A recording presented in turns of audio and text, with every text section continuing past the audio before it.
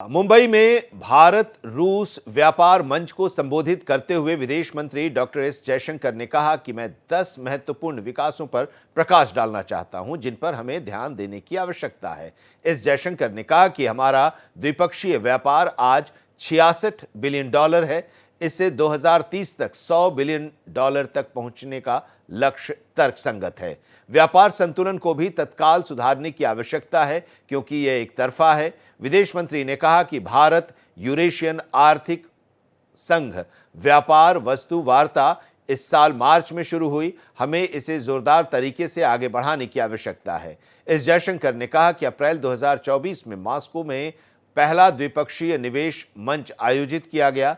जुलाई में वार्षिक शिखर सम्मेलन के दौरान 2024 से 2029 तक रूसी सुदूर पूर्व के संबंध में सहयोग के कार्यक्रम पर हस्ताक्षर किए गए, जिसमें कनेक्टिविटी के क्षेत्र भी शामिल हैं।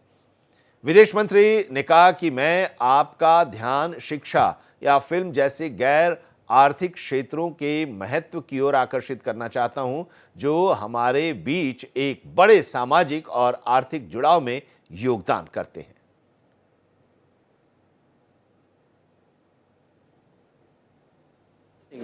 The ease of doing trade.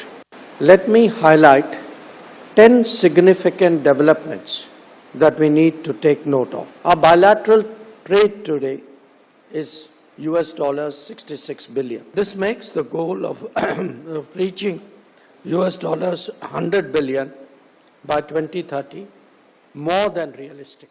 The balance of trade, however, needs urgent redressal since it is so one-sided. It is imperative that non-tariff barriers and regulatory impediments are speedily addressed for this to happen. The India-Eurasian Economic Union Trade in Goods Negotiation